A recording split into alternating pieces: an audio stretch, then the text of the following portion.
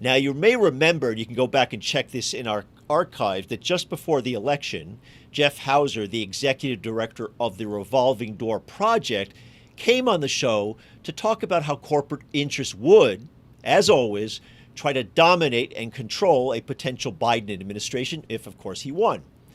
That's not a shocker. The one enduring fact of any government in this country is the way in which the real powers, corporate and private wealth, push the levers behind the scenes. It's the revolving door between government and big money, a door through which all sorts of manipulators and greedy people pass through from government to corporations and then back to pro corporate lobbying companies. You know that. That's no surprise. We all know that that's the reality. And usually the job is how much can us progressives and citizens try to limit that influence, which is made even tougher with the corrupt money that flows into elections to buy off politicians of both parties. So now that Biden is president, Jeff is back to give us an update how it's all played out so far. So, Jeff, you are like a retailer, meaning you have a high season, a low season. Retailers have Christmas, they have New Year's, they have Easter, whatever it is.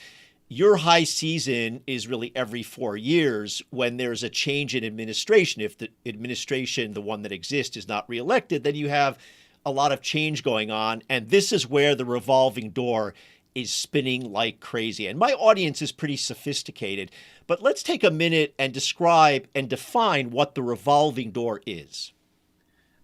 The revolving door is the movement in and out of government, but not out of government to like a normal job, be it a teacher, a plumber, a small business owner. It's into the business of selling political knowledge. And so what we are concerned about at the Revolving Door Project is the movement of people in and out of government, but not out of the nexus of government, but instead to places where they can privatize their understanding and connections within government.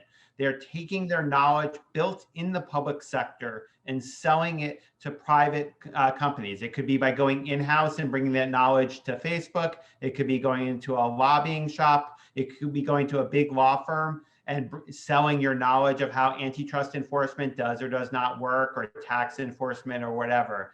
But the revolving door is people going into government from the influence sector or from a heavily regulated company or company that should be regulated, like again, Facebook, and into government, or vice versa, people leaving government and then going into the private sector and helping them avoid regulation.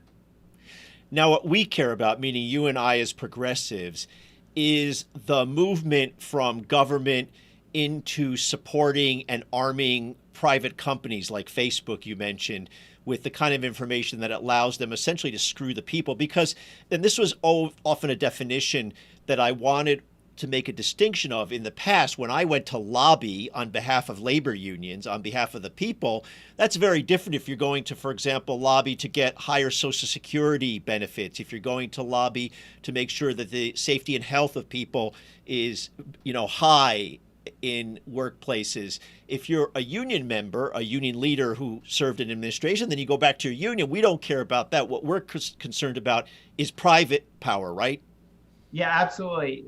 In the 1970s, there was this unfortunate tendency among good government groups to equate labor union lobbyists and public citizens lobbyists, which were the two largest left of center lobbying forces in the 1970s, and corporate lobbyists, and basically say lobbying was the bad thing.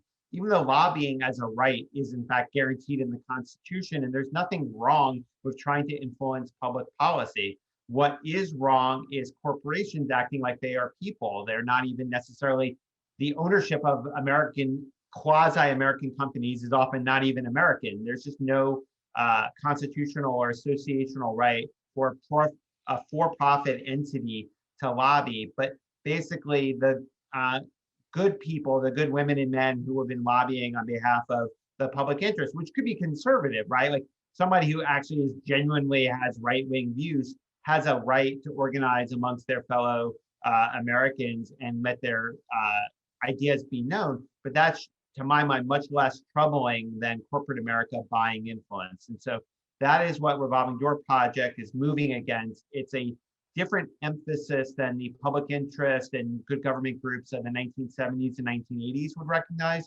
But I think it's more increasingly broadly recognized by good government groups that the real worry is corporate America's lobbying influence, not lobbying as an institution.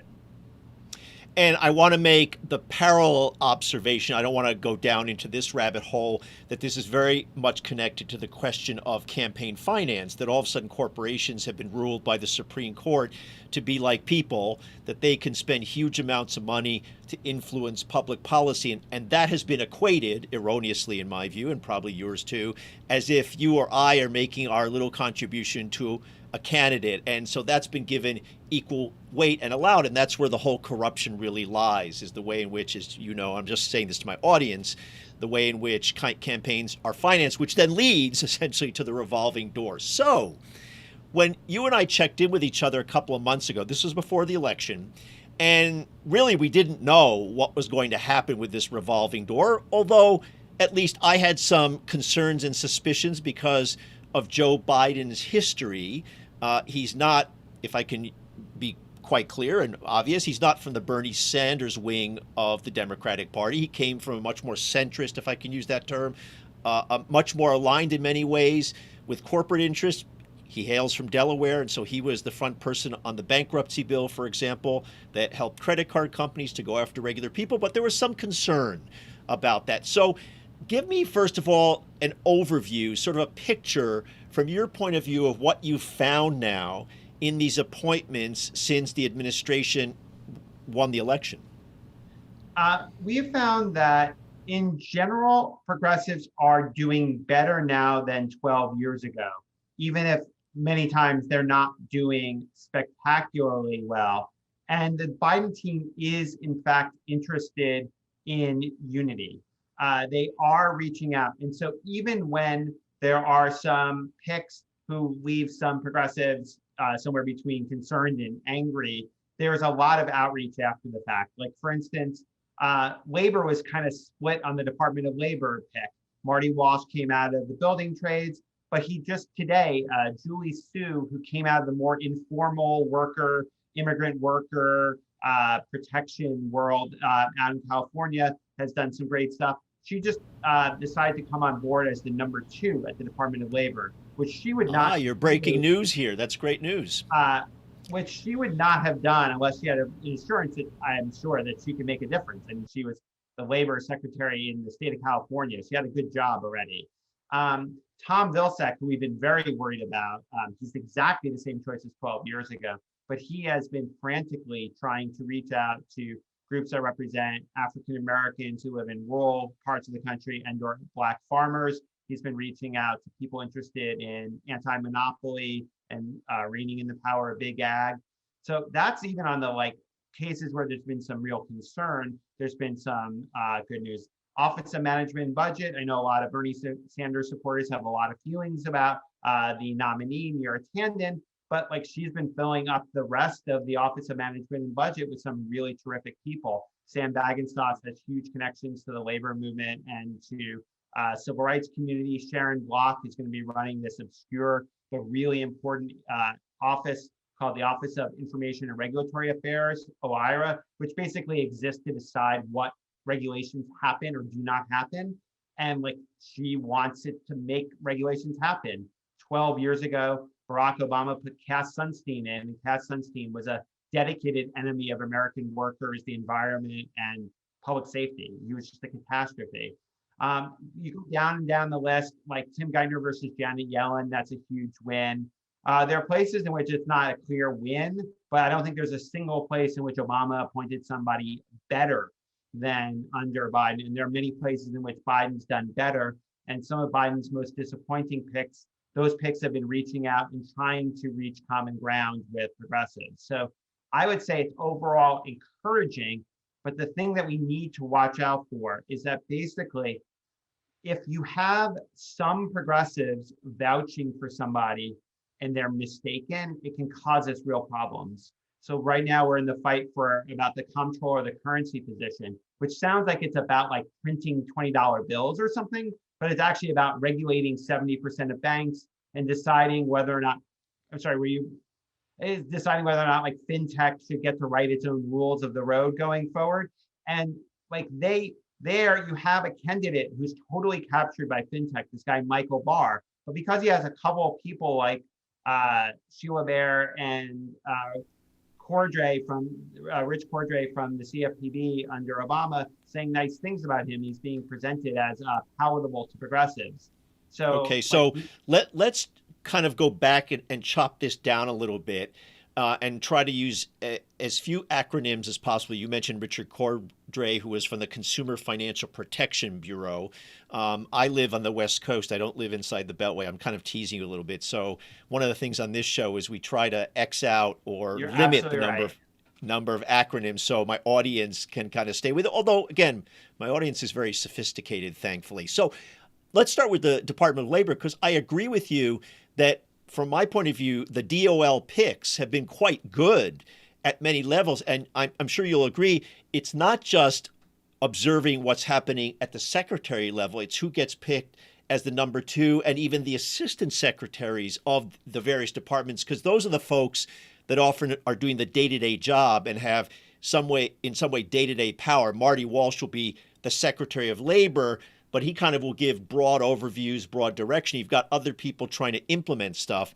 But I do think, for example, the head of OSHA, who I know I've actually worked with him, former guy from the Steelworkers, is a really terrific person. Janelle Jones, who is going to be the chief economist of the DOL, as you know, has come from, among others, I think it was NELP, the National Employment Law Project. So she comes from a progressive background. So you've got a whole list of folks. And I was glad that you pointed out that back in the Obama years, 12 years ago, that so many of his appointments were very much coming from the corporate world. Now, let's in fact dig into some of the problems, because in some way, it's not about quantity.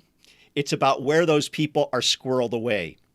And number one on my list was Bruce Reed, who is going to be the deputy chief of staff. And as you know, the chief of staff and his or her deputy, they have enormous power because they really decide where the trains are going to run. They decide what the priorities are, the staff picks, and also who occupies and gets the president's time.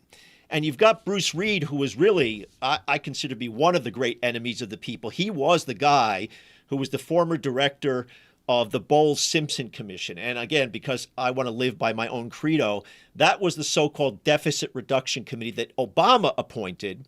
And Bowles and Simpson, it was supposed to be this bipartisan committee. Bowles was supposed to be the quote-unquote Democrat, and you had Alan Simpson, who was now the former senator of Wyoming.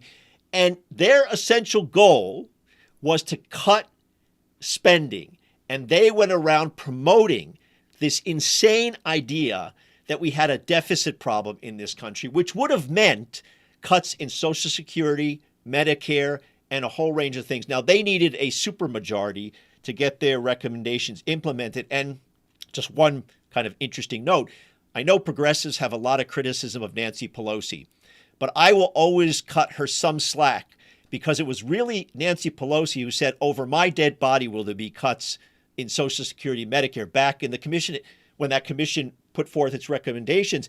And that was going against her own president, against Barack Obama. So my point is, Bruce Reed's ideology is about this deficit mania. And the reason I focus on him is we are at a moment, and I'm saying this to my audience, you know this well, Jeff, we're at a moment where we have to spend big. Even Janet Yellen, who's going to be the Treasury Secretary, is saying we have to have massive spending to deal with the pandemic, the economic collapse. So I'm real concerned about Bruce Reed. Give me your take on that. I mean, I think we pushed very hard on Bruce Reed. Bruce Reed was up for both running the Office of Management and Budget and also the National Economic Council. And so Deputy Chief of Staff is a step down relative to those jobs, but not a deep step down, because as you suggested, just being in that mix, he has an office just a few doors down from President Biden. Bruce Reed definitely has influence, and that's definitely concerning. He also was one of the leads against ending welfare as we know it, cutting aid to families with dependent children. A lot of racialized politics from the Clinton era had Bruce Reed's stamp on it. And so, yeah, his status is worrisome.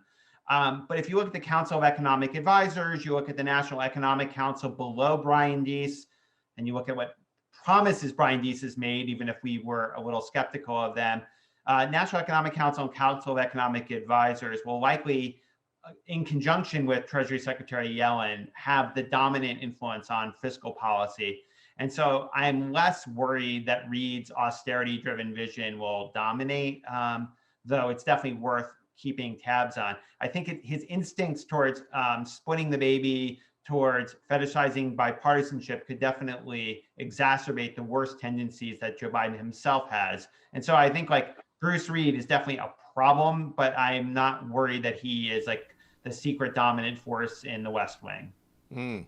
And by the way, I'm smiling because I find myself amused by my advocacy of Janet Yellen as the great holder of the line on behalf of big spending as a former chair of the Federal Reserve Board. Although when she was the head of the Fed back then, she did pretty decent things. She was no Alan Greenspan, as your colleague Dean Baker pointed out many times on this program. Janet Yellen actually took a very, if I can say, expansive and smart approach in terms of how she saw the challenge and really making sure that they weren't trying to have any austerity, or the Federal Reserve Board wasn't trying to basically cut down inflation or go after inflation. There was no inflation, but they basically opened up the spigot, for lack of a better term. So I think Janet Yellen is probably a positive force in how those things are going to play out. So let's go to your thing that you mentioned before,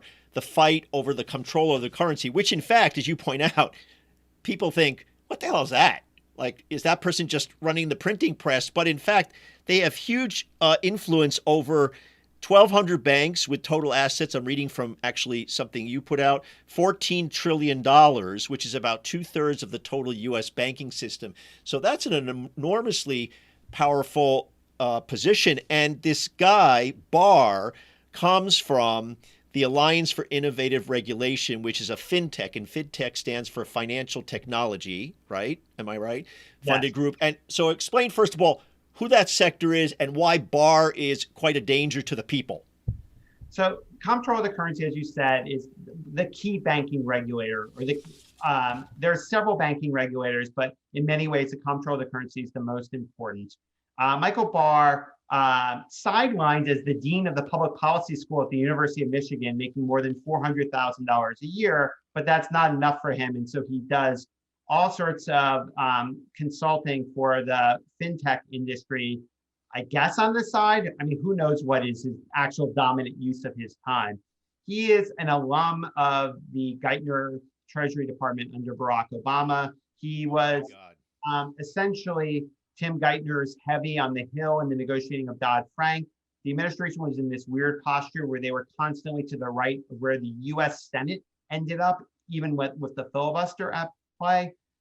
So Michael Barr has a lot of enemies on the Hill. Unfortunately, a lot of them have current jobs that do not permit them to speak candidly about it. So they just like blow up my signal with attacks on Michael Barr that I can't really quite get into the press, unfortunately. But then fintech is basically, it's almost like what it says. If like Wall Street and big tech had a kid, it would be fintech. And so it's like as if Facebook married Citibank. Yeah, and this is their spawn. So they don't like your privacy. They don't like regulations. They're designed to have fewer regulations than a bank and to use the shininess of being tech to justify avoiding the regulations that we've built out on banks.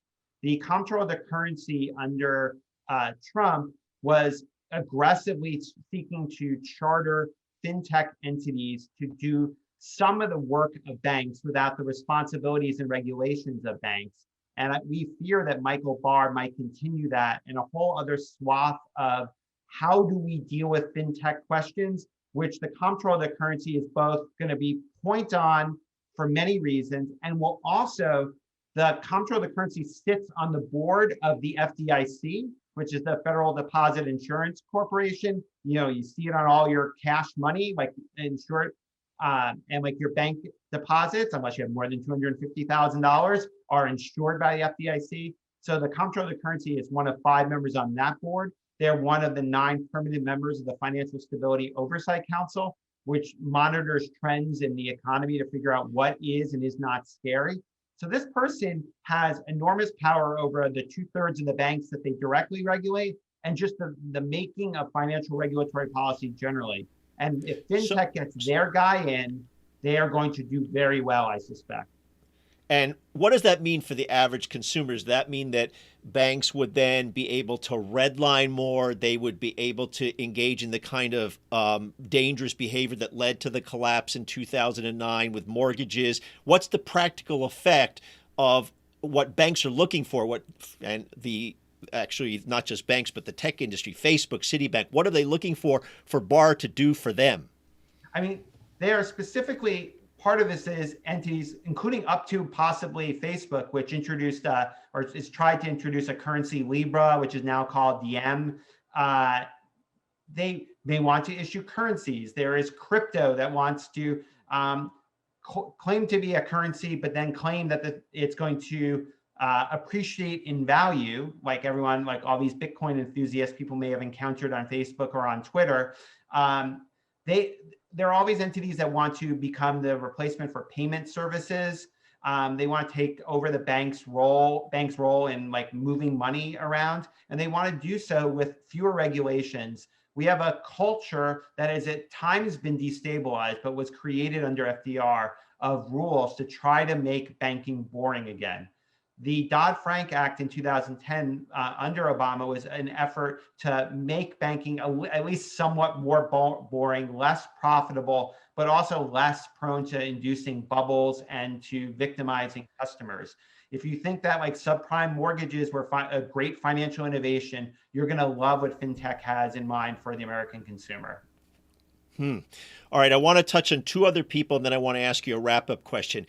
One person that has not gotten a lot of attention, but to me is quite dangerous, is Gina Raimondo, who was the governor of Rhode Island. Was she the governor or the treasurer? She was governor, right? First, then governor. Then governor, right.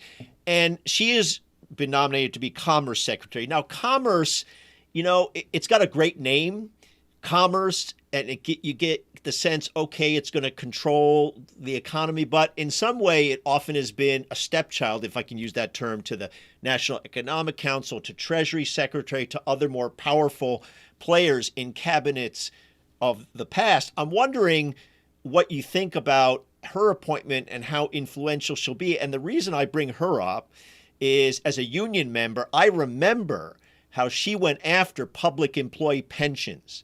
And I considered her to be almost like a sleeper agent inside that administration in terms of being against public employee unions, someone who's a danger, in fact, probably to even Social Security, and someone who has a very, very right-wing point of view on economics.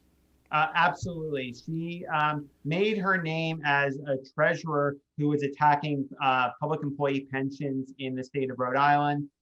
She also invested a lot of Rhode Island pension money in her old venture capital firm, which was like an enormous conflict of interest, but also a lot of poorly performing hedge funds run by right-wing, egomaniacal, crazy people like Paul Singer and Dan Loeb. And she has remained kind of hedge fund and private equity's favorite Democrat. She's also one of Michael Bloomberg's favorite Democrats. She was the co-chair of Michael Bloomberg's presidential campaign. So the Commerce Department, where does like private equity come in? Well, the Commerce Department is in large part in charge of intellectual property law. The Patent Bureau is within the Commerce Department.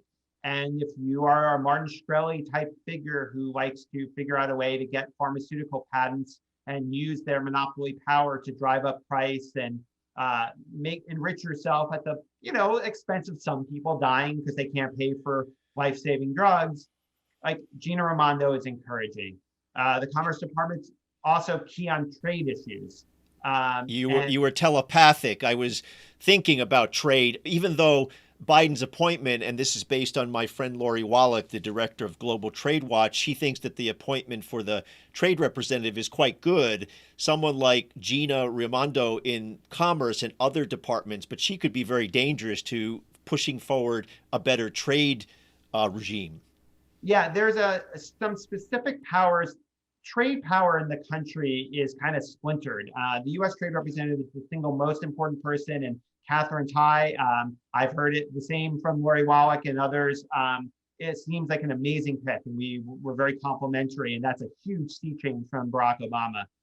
But Catherine Tai is not like the czar of all things trade. The Treasury Department, the State Department, and the Commerce Department all have specific powers, and I'm worried that the powers that exist within commerce may not be wielded properly by Gina Raimondo.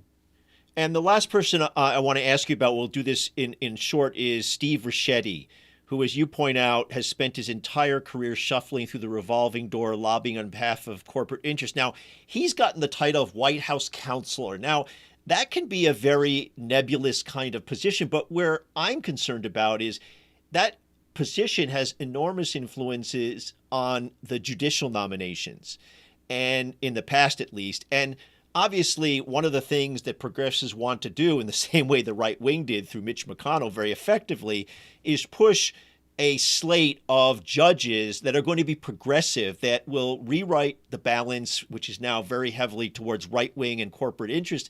And if you've got someone like Ricchetti, who's a corporate person, he's going to push for the so-called moderate kind of judicial appointments, and especially on corporate and economic rights. I mean, I care about social issues, don't get me wrong, but to me, one of the things that we often mistake or miss is that the Supreme Court rules a lot on corporate issues and corporate rights, which hurt individuals and workers. What's your view of that?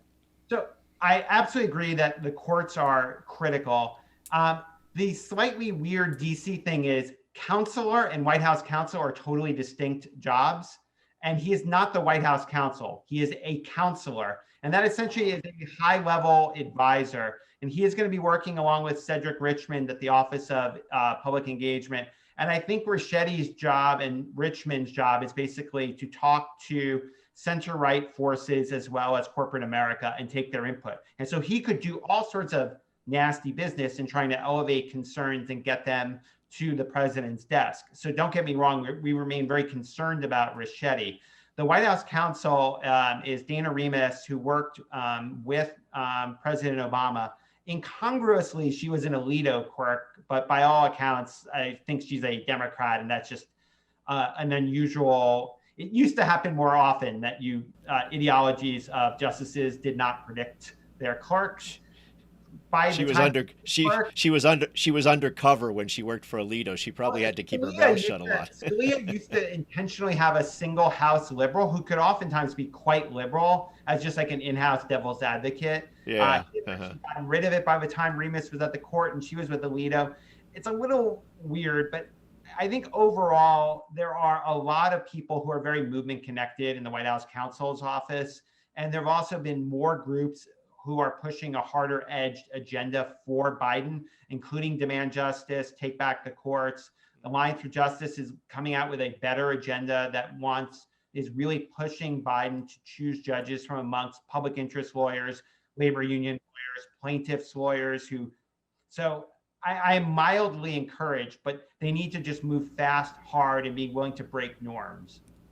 So let's end last question with a thematic observation and get your take on this. One of the reasons we have to be vigilant, in my opinion, and why your work is so important, not just in the first few months, but really throughout this administration, is the following. Joe Biden has been around Washington for 30, 40 years. His ideology is pretty set. And as I said in the beginning of the show, he's no left-winger. He's no Bernie Sanders, obviously. And so the question I wonder, how much of the progressive appointments the people have been able to get, especially into the economic positions, is really about the moment we're in, meaning the economic crisis, the pandemic, and that once we get through that, which we will at some point, certainly the pandemic, hopefully this year, the economic recovery is going to take longer. How much of what Biden is doing and the people he's putting in place at the National Economic Council, some of the economists, the people around him like Jared Bernstein and others, is really about the moment to deal with the crisis. But we should never kind of rest and go to sleep on this, because ultimately he might basically fall back on what his intentions are and what his gut feelings are that are, again, built over 30 or 40 years.